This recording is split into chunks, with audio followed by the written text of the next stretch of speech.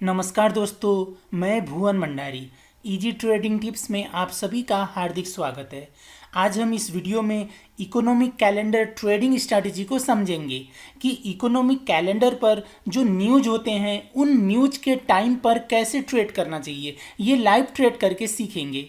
आज यूएस का existing home sales का न्यूज़ रिलीज होने ही वाला है। 3 मिनट्स बचे हैं। Existing home sales monthly release होता है नेशनल एसोसिएशन ऑफ रियल्टर्स के द्वारा। आज 21 मार्च को रिलीज हो रहा है। नेक्स्ट रिलीज 20 अप्रैल को होगा। ये मंथली का डेटा है। लास्ट मंथ 4 मिलियन आया था, तो अभी का फॉरकास्ट 4.19 मिलियन, लेकिन इससे भी ज़्यादा आने का संभावना है। हमें बस इतना समझना है, अगर आज का नंबर फोरकास्ट या पिछले महीने से ज़्यादा आता है तो यूएस डॉलर मजबूत होगा, और अगर पिछले महीने से कम आया तो यूएस डॉलर कमज़ोर होगा। हमारा एनालिसिस क्या है? ज़्यादा आने का है, यानी यूएस डॉलर मजबूत होने का है। तो अब हम लाइव ट्रेड लेके समझते हैं, क्योंकि न्यूज़ पब्लिश होने ही वाला है। टाइम देखते हैं, लगभग 30 सेकंड्स बचे हैं। तो अब हम ट्रेड लेते हैं। ये यूरो यूएसडी का चार्ट है। सी ट्रेडर में न्यूज़ का सिग्नल जल्दी एग्जीक्यूट होता है, इसलिए इसी में मैं एग्जांपल दिखाता हूँ। इस अकाउंट में $51 बैलेंस है, तो मैं पहले 0.05 का सेल ट्रेड लगाता हूँ और रीज़न बताऊँगा कि सेल ही मैंने क्यों लगाया।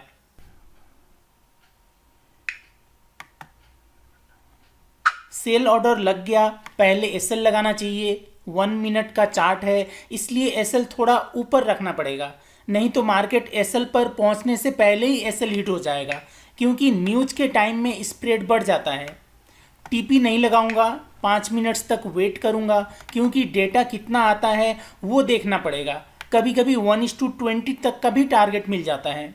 तो अब हम डेटा कितना आया वो देखते हैं। 4.58 मिलियन आया, यानी प्रीवियस और फोरकास्ट दोनों से ज़्यादा आया। अब यूरो यूएसडी श्योर नीचे जाएगा, क्योंकि इस महीने यूएस में पिछले महीने के तुलना में ज़्यादा होम सेल्स हुए, ज़्यादा घर बिके। जब लोगों का इनकम होगा, अर्निंग होगा, तब तो कोई इंसान घर खरीदेगा। यूएस में पिछले महीने की तुलना में ज़्यादा घर बिकने का मतलब है इस महीने यूएस का इकोनॉमी अच्छा रहा।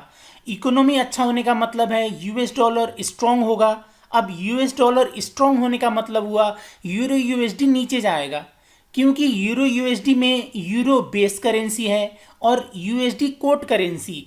किसी भी करेंसी पेयर के शुरू में जो करेंसी आता है उसे हम खरीदते हैं सेकंड में आने वाले करेंसी से। यहाँ पर यूएसडी सेकंड में आ रहा है, तो हम यूएसडी से खरीद रहे हैं यूरो को।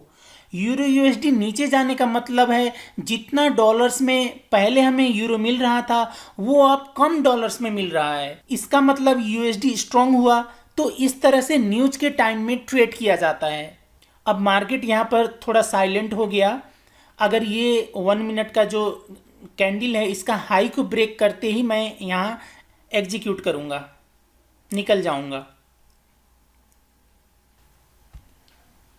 ये यहाँ पर निकल गया। $51 बैलेंस था, लगभग $5 का प्रॉफिट हुआ। ये फंडामेंटल एनालिसिस का पार्ट 1 वीडियो है।